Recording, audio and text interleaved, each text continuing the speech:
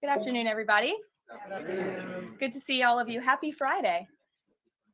The president looks forward to embarking on his historic return to the Middle East, visiting Saudi Arabia, Qatar, and the United Arab Emirates next week, where he will focus on strengthening ties between our nations. 8 years ago, President Trump's first trip was to this same region of the world, where he introduced his bold peace through strength foreign policy strategy. On that trip, the president laid out his goal of eradicating terrorism and extremism in the region, which he successfully accomplished over the course of his administration with the total defeat of ISIS and the historic signing of the Abraham Accords.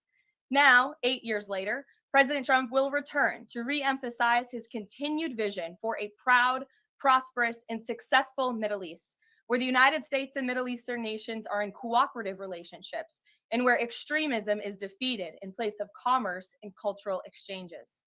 This trip ultimately highlights how we stand on the brink of the golden age for both America and the Middle East, united by a shared vision of stability, opportunity, and mutual respect. The president greatly looks forward to visiting with our brave men and women in uniform at our U.S. Air Base in Qatar throughout this trip. Yesterday, President Trump demonstrated the art of the deal and secured a historic trade agreement, despite all of the naysayers who said no deals were coming. That, of course, turned out to be untrue. On the 80th anniversary of Victory Day for World War II, President Trump announced a great deal that provides American companies unprecedented access to the UK markets while bolstering US national security. This trade deal will massively expand US market access in the United Kingdom, creating a $5 billion opportunity for new exports for US farmers, ranchers, and producers. This includes more than $700 billion in ethanol exports and $250 million in other agricultural products like good old American beef. The deal commits the United States and United Kingdom to work together to enhance industrial and agricultural market access and strengthens American competitiveness. Importantly, the deal also ensures streamlined customs procedures for U.S. exports. The UK will also be purchasing $10 billion of American-made Boeing planes as part of the deal. A trade agreement like this between the United States and the United Kingdom was being worked on for many years, but continued to prove elusive. But because of President Trump's bold negotiating approach, he got it done. All of this happened because of President Trump's implementation of powerful tariffs to end the era of economic surrender and rebalance America's trading agreements. American workers and companies are the best in the world, and they finally have a president who has their backs, fights for them, and delivers good deals that puts them first. This is just the first of many trade deals to come. Get ready for more historic deals and our country to boom like never before. On that note, Treasury Secretary Scott Bessent and Ambassador Jamieson Greer will meet with the lead representatives on economic matters from the People's Republic of China over the weekend in Switzerland. As President Trump has said, the United States and China have been talking for some time over the course of the administration, and now teams from both countries will meet in person to continue discussions. You can be certain that President Trump and his trade team will ensure we work to achieve the best deal possible for America. In other news, the Trump administration just announced a new incentive for illegal aliens living in the United States to self-deport. Eligible illegal aliens who now use the CBP Home app to self-deport will receive a clear, safe way to leave the United States. Their plane tickets home may be paid for, and they will receive a $1,000 stipend once we have confirmation that they have left our country. This new feature will allow illegal aliens to have a planned departure out of the country and to leave as soon as possible in a dignified way. If illegal aliens make the right decision here and submit their intent to depart through the CBP Home app and pass extensive vetting, they will be temporarily deprioritized for ICE detention and enforcement action before their scheduled departure. And leaving voluntarily in this matter may improve their legal immigration options in the future. This initiative will also save massive amounts of money for American taxpayers. Voluntary departures are much more cost-effective than traditional removals. By deploying the CBP Home app in this new way, President Trump is aiming to reduce the need for costly arrests, detentions, and court proceedings. Currently, the average cost of traditional removal is more than $17,000 per illegal alien. Our projections estimate that the use of the CBP Home app will massively reduce that financial burden by approximately 70% so taxpayer dollars can be redirected and our brave immigration law enforcement officers can focus on removing the most violent illegal aliens hiding in our communities. Finally, it was announced this morning that First Lady Melania Trump secured a $25 million investment in President Trump's budget to provide housing and support for youth transitioning out of foster care. And in recognition of the 7th anniversary of Mrs. Trump's Be Best initiative, the U.S. Department of Housing and Urban Development allocated funds toward the agency Foster Youth to Independence program. Yesterday, Mrs. Trump hosted a special celebration of military mothers with the president, bringing together 150 military moms from around the country to recognize their service, not just in their home, but for our country. For those of you who were there at the events yesterday, like I did, I have no doubt you will join me in recognizing how truly special those moments were. So let's get to questions. Here in our new media seat today is Andrew Egger, the White House correspondent for The Bulwark. The Bulwark is a new media company launched in 2019 with hundreds of thousands of readers on Substack and more than 1 million subscribers on YouTube. Andrew, please kick us off. Thanks for being here. Yeah, thank you for having me, Caroline. The president posted another ad this week for his Trump meme coin. The group that's running that coin is encouraging people to buy in order to win a dinner this month with the president. Why is the president planning to attend a dinner for the top investors at this point? Look, the president is abiding by all conflict of interest laws. The president has been incredibly transparent with his own personal financial obligations throughout the years. The president is a successful businessman, and I think, frankly, it's one of the many reasons that people reelected him back to this office. There are at least some people who are buying this coin who seem to view it as an opportunity to influence the president's views. There was a logistics company this week that said they would buy $20 million in the coin in order to advocate for free trade between the U.S. and Mexico.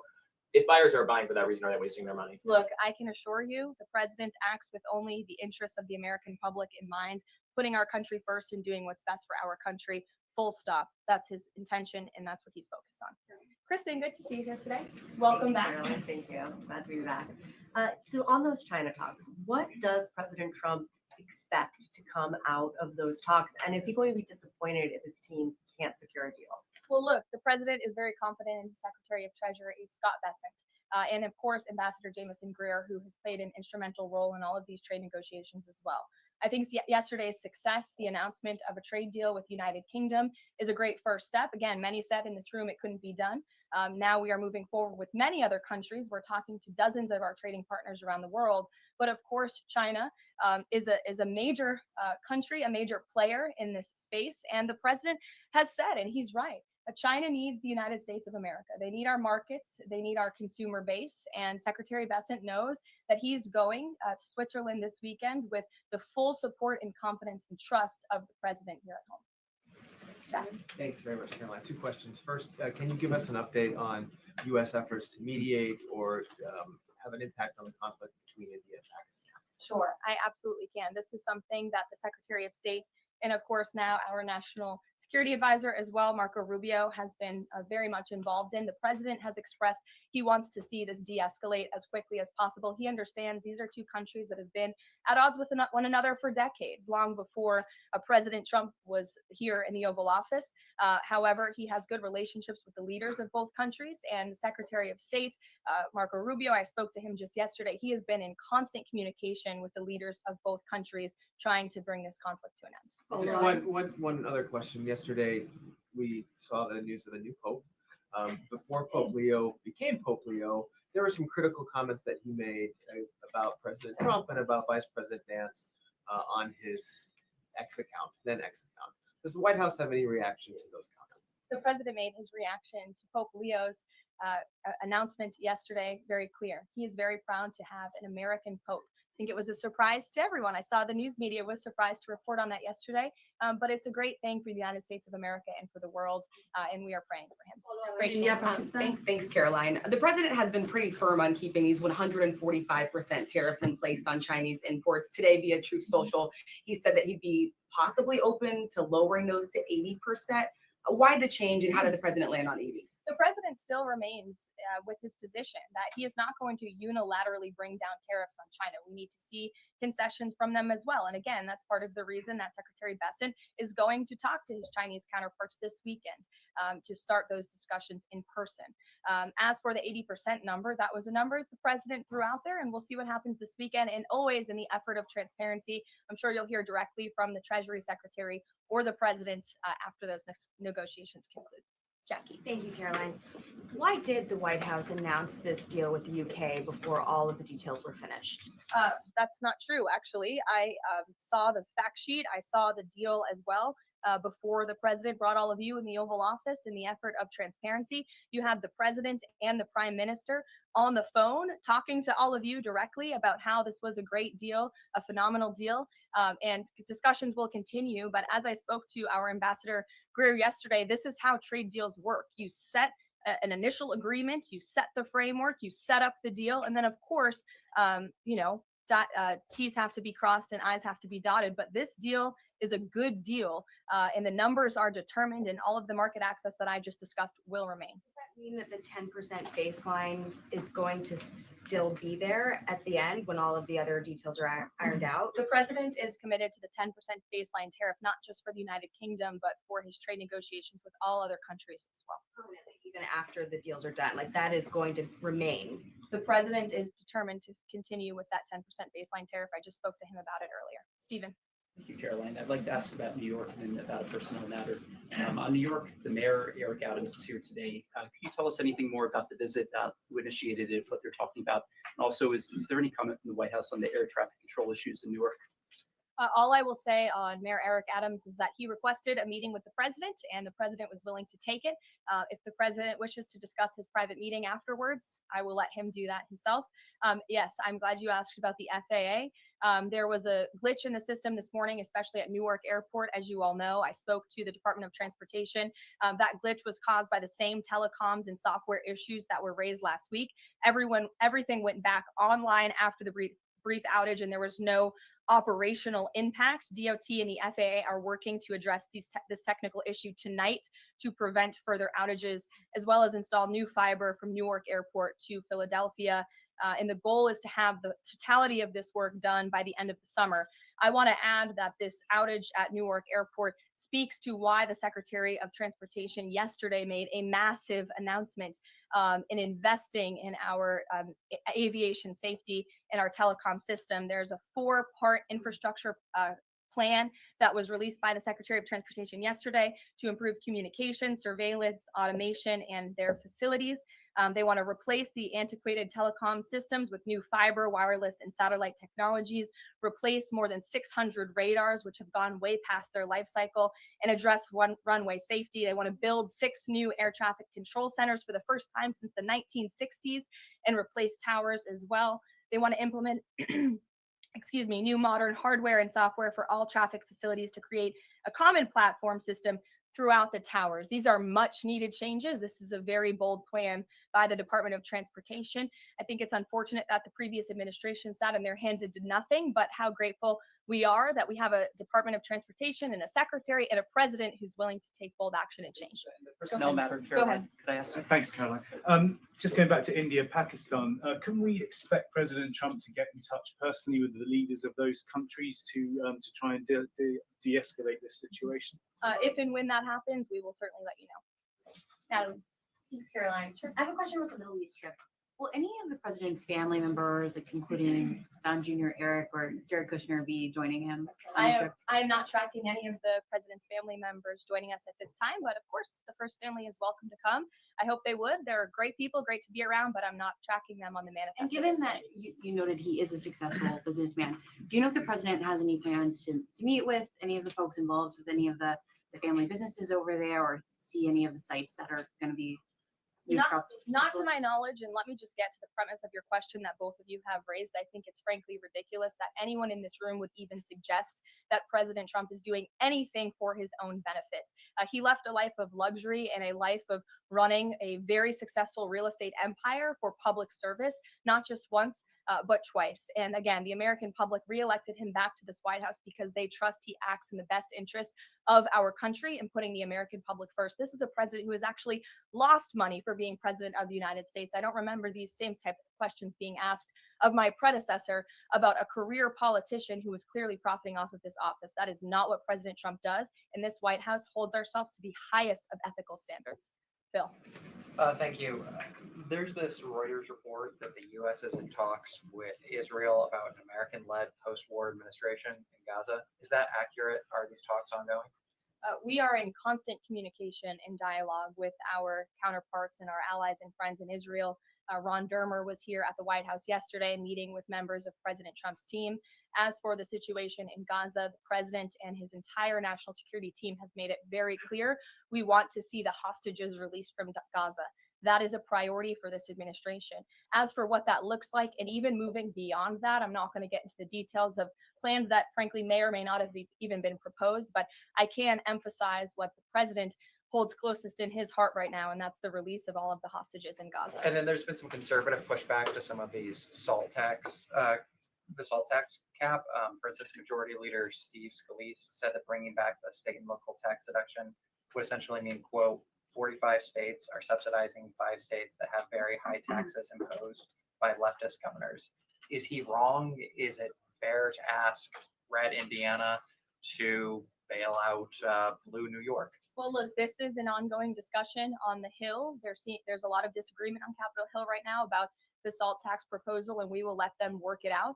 As for the tax provisions in the reconciliation bill, the priorities of this president, he has made them incredibly clear. No tax on tips for our hardworking service workers, no tax on Social Security for our well-deserving seniors who have worked their whole lives to pay into this system, no tax on overtime for hardworking Americans as well. And there's a plethora of other priorities the president wants to see in this bill. Anyone who opposes this bill will be opposing the largest tax cut in American history. They will be voting to raise taxes by the tune of $4 trillion on the middle class of this country. And we look forward to holding them accountable for that. Everyone on Capitol Hill on both sides of the aisle should be supportive of the president's tax priorities. Follow up on that? Go ahead. Sure. Go ahead, and then I'll go to your follow-up. Thanks, Caroline. So I want to follow up on the Truth Social post. So the president's saying 80% tariffs could come down. Just an announcement would be enough to lower those tariffs. Is that what he's looking for from the Chinese? That's not what the president said. He said that an 80% number may sound good to him, but again, he's in constant contact with our Secretary of Treasury, who will be leading his negotiations this weekend. Historically, the Chinese have made the meeting itself a win. What does a win look like out of these meetings for the president this weekend? A good deal for the American worker and the American people. Go ahead. Thanks, Caroline. Yeah, back to the reconciliation bill. Can you just clarify the president's position a little bit specifically on the tax issue? Because in his Truth Social post, he said this morning that he would accept even a tiny tax increase for the rich, but then says Republicans probably shouldn't do it, but I'm okay if they do it. So what is it that he wants? Does he want them to increase the tax rates? The president wants tax cuts, the largest tax cuts in history. He wants to extend his historic tax cuts from 2017, and he wants to see all of the other tax priorities that I just laid out for you included in this bill as well. As for the policy proposal you're talking about, the president has said he himself personally would not mind paying a little bit more to help the poor and the middle class and the working class in this country. I think, frankly, that's a very honorable position. But again, these negotiations are ongoing on Capitol Hill, and the president will weigh in when he feels necessary. Urge them to have a higher bracket for top earners. The president has made his personal position on this matter clear. Michael. The president's in constant communication with leaders on the Hill. Ahead of the president's trip to the Middle East, he's mentioned he wants to rename the Persian Gulf the Gulf of Arabia. Iran is now saying that doing so will bring the wrath of all Iranians. Can you talk about the support that the Gulf of Arabia has in the region and why this is important to the president? Well, first of all, the president has said he hasn't made a determination yet. That was in the news that you guys all asked him about it, and he said he wasn't quite sure. So he hasn't made a definitive decision on that yet. And secondly, Caroline, the president has shown support for South African refugees that are coming to the United States next week. Can you talk about what these refugees are fleeing and why this is a priority for the administration? Well, the president has actually signed an executive order on that matter. My office can get it back to you, Michael. But South this group in South Africa has faced racial persecution. In fact, the government there has vowed to take away their farmland that they own. And so the president has talked significantly about this. As for further details on refugee claims and asylum claims, I would defer you to the State Department. Can I follow up on that? Go ahead. No, in front of you. Thanks, sorry. Thanks, Caroline. Does the administration have any response to the news today that a federal judge has ordered the immediate release of Ramesa Ozturk from detention, and particularly his comments that the government submitted no evidence other than an op-ed that Ozturk wrote last year? I will have to check in with the Department of Homeland Security on that particular case, but I think our overall feeling we've made quite clear that lower level judges should not be dictating the foreign policy of the United States. And we absolutely believe that the president and the Department of Homeland Security are well within their legal rights to deport illegal immigrants. As for visa revocations, the Secretary of State has the right to do that as well. It is a privilege, not a right, to come to this country on a visa. But I'll check in on the specific case. My office will get you details. Sure. Caroline, yesterday the administration appears to have started dismantling the Consumer Product Safety Commission. This is the federal agency, an independent one that does recalls and is responsible for product safety. Does the administration not believe that it's important, to keep toys and cribs? I mean, you're a young mom, off of the product of the market. It's a federal agency within which branch? It's the executive branch. Who's the head of the executive branch? The President of the United States. He Created has by the Congress. He has the right to fire people within the executive branch. It's a pretty simple answer. Francesca. Thanks. One foreign policy one and then a domestic policy thing, if I could. As far as the president's trip goes next week, is he planning to meet with the FIFA president in either Saudi Arabia or Qatar? And if so, could you give us some more details about that? The president has quite a few meetings with many people when he is there. We can certainly check at the itinerary and let you know if the FIFA president will be there next week. Frankly, I'm not quite sure, but we can certainly get you an answer. As you know, the president attended a FIFA task force meeting at the White House this week. And on the domestic front, could you explain why the FEMA administrator was removed from his position this week? Look, this is a personnel matter in regards to the Department of Homeland Security, but my understanding is that this individual testified saying something that was contrary to what the president believes in the goals of this administration in regards to FEMA policy. And so, of course, we want to make sure that people in every position are advancing the administration's goals. But as for specifics, I defer you to the Department of Homeland Security. We leave it up to our great cabinet secretaries when it comes to personnel matters. Sure, in the back. Thank you. Aid hasn't gone into Gaza in 10 weeks. Israel says that this is a policy to pressure Hamas in the negotiations, the ceasefire negotiations. Is this a policy that this administration supports?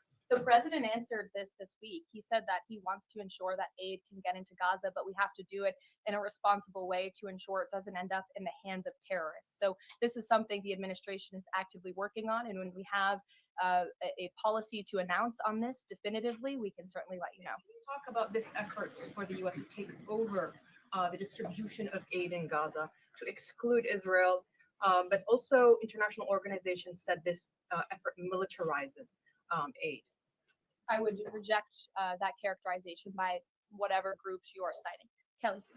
Caroline, thank you. I want to get back to the First Lady Melania Trump dealing with foster children. That's an important component in American life to see what happens to the future of our children, particularly in foster care.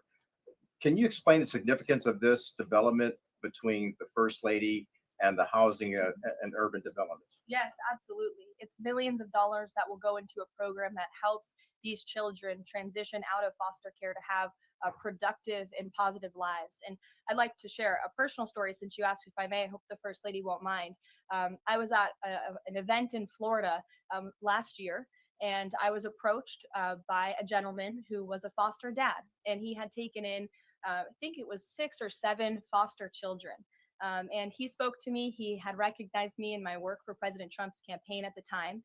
And the little boy who was with him talked about the personal relationship that he had with First Lady Melania Trump, and the conversation she had with him, and how she really encouraged him to be the best that he could be during her first term here at the White House, and how even after she and President Trump left the White House, she kept in very close touch with this young foster child. It was a touching moment that I will never forget, and it speaks to the heart of this First Lady and the great work that she is doing for foster children. And this is certainly a very big announcement that I know our Secretary of Housing and Urban Development is in particular very excited about, and we can certainly get you all the details on that program. John. Thanks a lot, Caroline. I want to ask you about the trade deal that the president announced yesterday with the UK as it relates to the auto sector. Sure. The trade group that represents the big three here in the US believes that it may put the big three automakers at a competitive disadvantage. What the trade group says is that it will now be cheaper to import a UK vehicle with very little American content than a USMCA compliant vehicle imported from Mexico or Canada with just 50% American content. What's your response to that criticism coming from this trade group? Well, first of all, let's be clear about what the deal does. It sets a 10% rate on auto imports for the first 100 cars that are imported into the United States. 100,000 cars, thank you. That would be very few cars. 100,000 cars imported from the United Kingdom. After 100,000 vehicles, it goes back up to a 25% tariff. And as for our U.S. auto manufacturers, our auto industry, the president wants to put them on the best pedestal to compete. And by the way, if they produce vehicles right here in the United States of America, they will face no tariff at all. I would argue of any industry, the president has spent more time talking to and listening to the concerns of our auto industry here at home. He hears them. He believes in them. He wants to see them produce their vehicles here in the United States of America. This is a good deal for them too. Is this a model for European and Asian vehicles as well, what we see coming out of the UK trade deal with the US? Look, all of these deals are going to be tailor-made. The president has said that from the beginning. It's very apropos that the first trade deal was announced between the United States and the United Kingdom, one of our oldest and greatest allies. But each country has unique concerns and challenges in terms of American industry. We need to open up markets in every single country. And obviously the needs are unique. So our trade team is looking at each country and the advantages that we can pursue for American industries and American workers. Sure. Happy early Mother's Day. Oh, thank you. The president said yesterday that he would be speaking with Zelensky shortly. Did that call happen yesterday, or do we expect that to happen in the near term? The call happened yesterday. President Zelensky called the president to tell him that the critical minerals deal had passed the parliament in Ukraine. I talked to the president about that call. He said it was very good and productive. And of course, the critical minerals deal is great for Ukraine, but also, of course, for the United States of America and our taxpayers here. It was a good call. And they also spoke about, of course, the ceasefire that the president proposed, the 30-day ceasefire between Russia and Ukraine, which we know Europe is on board with, and we hope both countries will agree to. Just on next week, do we expect President Putin, is there any chance that he could meet with Trump while he's in the region? The president answered this yesterday. Not going to happen. Ceasefire. Has he got any reaction from Zelensky or Putin on the proposal for ceasefire? Is he satisfied by the reaction to that proposal? Not to my knowledge, but certainly if there is a reaction and updates, I'm sure you'll hear directly from the president. Question, the president fired the Librarian of Congress. Why did he choose to do that? We felt she did not fit the needs of the American people. There were quite concerning things that she had done at the Library of Congress in the pursuit of DEI and putting inappropriate books in the library for children. And we don't believe that she was serving the interests of the American taxpayer well. So she has been removed from her position, and the president is well within his rights to do that. John. Thank you, Caroline. Happy Mother's Day as well. Thank you. President Trump ran on delivering the biggest tax cut in history, got over 70 million votes. Right now, you got a handful of obstructionists in the Republican conference that are saying they're not going to go along with his tax cut package. You just said those that don't will be held accountable. What is your description of being held accountable? Well, look, I think they'll be held accountable by the voters in their respective districts if they choose to vote for a tax hike to the tune of $4 trillion, which would raise taxes to thousands of dollars per household in this country. The president has great political instincts. That's why he's back in the Oval Office, and Capitol Hill should follow his lead. As for the president, speaking of him, he will be signing executive orders later this afternoon. We are happy to provide more information on those executive orders if you wish. Thank you for the Mother's Day wishes, and happy Mother's Day to all of the moms in the room. And don't forget to call your mom this Sunday. We'll see you guys later. Have a good weekend.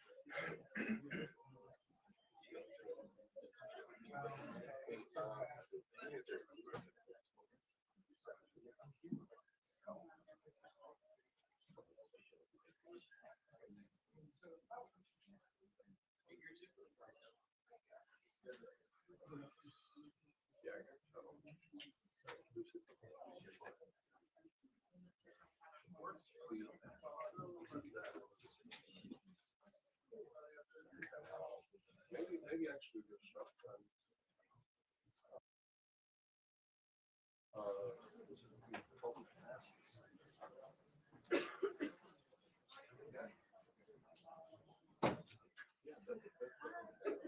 I think actually